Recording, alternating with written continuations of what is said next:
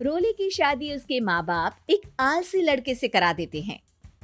चलो, रोली की शादी हुई और हमने गंगा नहाई। और क्या, बेटियां तो होती ही हैं बोझ। हाँ, पर अब क्या चिंता, उतार तो दिया बोझ तुमने, अब वो लोग समझे। ससुराल में रोली का पति कहता है, देखो, मैं कोई काम नहीं करता, ये बात तुम्हारे मम्मी पापा को बता दी थी मैंने। अब जो किराया आता है दुकान का, उसी से घर का गुजारा करना है। कभी भूल से भी कोशिश ना करना किसी चीज की डिमांड की। क्या मम्मी पापा को पता था कि आप कोई काम नहीं करते? और क्या, बड़ा अच्छे से पता था। उन लोगों को तो तुम बोझ लगती थी, बोल रहे थे कि बस शादी कर लो और कोई मतलब नहीं है। रोली को ये सुनकर बहुत गुस्सा आता है, लेकिन करती भी तो क्या, क्योंकि वो जानती थी कि उसके माता पिता ऐसे ही हैं। जैसे तैसे रोली दिन काट रही थी। रोली को एक प्यारी सी बेटी होती है। धीरे धीरे वो बड़ी होती है और उसके साथ उसकी जरूरतें भी बढ़ती जाती है।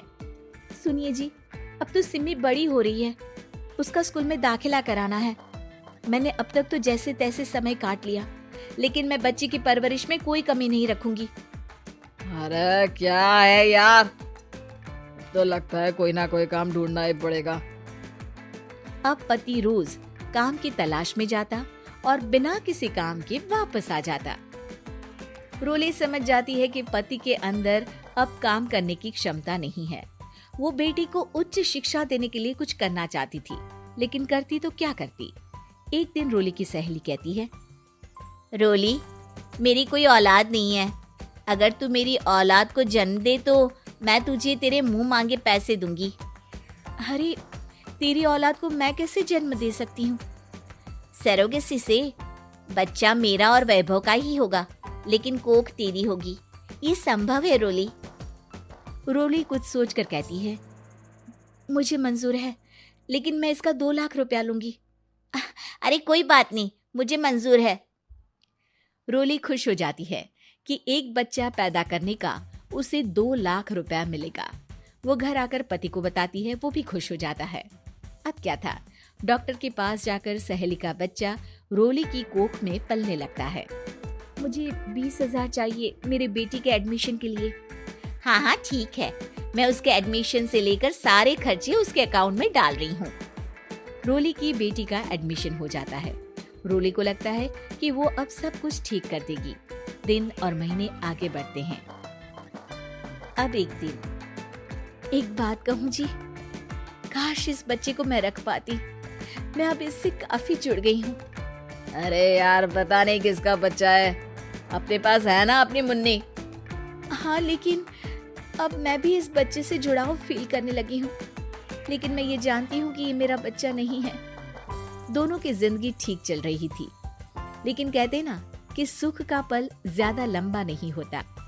एक दिन रोली की सहेली का फोन आता है। रोली, मुझे अब ये बच्चा नहीं चाहिए, मैं अपने पति को छोड़ रही हूँ। अरे लेकिन मुझे पैसों की जरूरत है, बच्चा तुम्हारा है, मैं क्या करूँगी? सहेली बिना कुछ बोले फोन काट देती है, फोन स्विच ऑफ कर देती है। लेकिन रोली के जीवन का तूफान यहीं नहीं रुकता। रोली, मैं इतना भार नहीं उठा सकता। आज पढ़ाई का पैसा मांग रही हो, कल को शादी, कॉलेज और पता नहीं क्या क्या। मैं तुम्हें छोड़ रहा हूँ, अपनी बच्ची उठाओ और निकलो इस घर से। अरे पर मैं कर तो रही हूँ ना बच्चे के लिए काम, आप आराम से रहिए ना। क्या काम कर रही हो? देख रहा हूँ मैं। ये छोटा शहर है, यहाँ लोगों को बात बनाते वक्त नहीं लगता। तो मैं क्या करूँ? ज्यादा पढ़ी लिखी नहीं हूँ, कैसे घर के खर्चे चलाऊं? और आप तो काम करना ही नहीं चाहते। हाँ, ना चाहता हूँ और ना ही करूँगा। रोली को पति की बात पर काफी गुस्सा आ जाता है। ठीक है, अगर मेरे जीवन में संघर्ष ही लिखा है तो वही सही। इस वक्त पति होने के नाते आपको मेरा साथ देना चाहिए था, लेकिन नहीं, आपने तो इस हाल में मुझे घर से बाहर निकालने की बात कह डाली। देखो, ये सारी फालतू की बातों के लिए वक्त नहीं है मेरे पास। रोली, जिसकी कोख में किसी और का बच्चा था और साथ छोटी सी बेटी, पति का घर छोड़कर रास्ते पर आ जाती है। रोली के पास मायके के सिवा दूसरा कोई रास्ता नहीं होता। अरे रोली कैसी है? कितने दिनों के लिए आई है? हमेशा के लिए माँ। वो माँ को सारी बात बता देती है। ओए लड़की, इतनी हिम्मत का काम कर लिया। अरे ना ना, यहाँ कोई जगह नहीं है। तुम तो अपना बोरिया बिस्तर उठाओ और निकलो यहाँ से। रोली के पास अब मायके का रास्ता भी नहीं बचता। वो चुपचाप बच्ची को लेकर जा रही थी कि उसे दर्द होता है और वो डॉक्टर के पास चली जाती है और फिर वहां वो एक प्यारे से बेटे को जन्म देती है। कितना प्यारा है, कितने अभागे हैं इसके माँ बाप जो इसके पैदा होने पर भी नहीं है। तभी वहां डॉक्टर आ जाती है। रोली, बच्चे के पिता तुमसे मिलना चाहते हैं। आपका बहुत बहुत शुक्रिया। मैं इस बच्चे को पालूंगा, भले ही इसकी माँ ने इसे छोड़ दिया हो, पर मैं अपनी जिम्मेदारी निभाऊंगा। तो क्या आप मुझे इसके पैदा करने के लिए जिन पैसों की बात हुई थी वो भी देंगे? हाँ, और साथ ही आप चाहें तो मेरे घर में रहकर मेरे बच्चे की देखभाल भी कर सकती हैं। मैं उसके लिए आपको सैलरी दे दिया करूंगा। रोली को लगता है कि जैसे भगवान ने उसके लिए सुकून का रास्ता खोल दिया।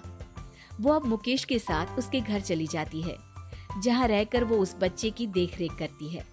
अब मुकेश के घर को रोली अच्छे से संभाल लेती है। उसके लिए खाना बनाने से लेकर बच्चों की देखभाल और घर की देखरेख। धीरे धीरे मुकेश को रोली से प्यार हो जाता है। रोली, तुम्हारी बेटी और मेरा बेटा बिल्कुल भाई बहन की तरह साथ रहते हैं। हाँ, आखिर है तो एक ही कोख के बच्चे, अटैचमेंट तो होगा ही ना। रोली, तुमने घर और मुझे दोनों को संभाल लिया। ये तो मेरा काम है। आपने भी तो मुझे छत दी जिससे मैं अपनी बेटी की पढ़ाई और भविष्य के लिए पैसे जोड़ सकूं। रोली, क्या तुम मुझसे शादी करोगी? अब मैं जानता हूँ तुम्हारी भी शादी कुछ खास अच्छी नहीं रही। रोली को मुकेश की बात ठीक लगती है। वो उसे हाँ बोलने की सोच ही रही होती है कि उसके पहले पति का फोन आ जाता है। रोली, मैं बहुत परेशान हूँ। मेरा एक्सीडेंट हो गया है। मैं चाहता हूँ तुम वापस आ जाओ। रोली को पुराने पति की चिंता होने लगती है। वो सोचती है कि वो क्या कर रही थी। हाँ ठीक है, मैं आ रही हूँ। हाँ रोली, आ जाओ, लेकिन बच्ची को कहीं हॉस्टल में छोड़कर आना, क्योंकि मैं नहीं चाहता कि हम लोगों के बीच फिर से वो सारी बातें हो। रोली को समझ आ जाता है कि पति आज भी सुधरा नहीं है। वो पति के पास जाने से इनकार कर मुकेश को हाँ कर देती है।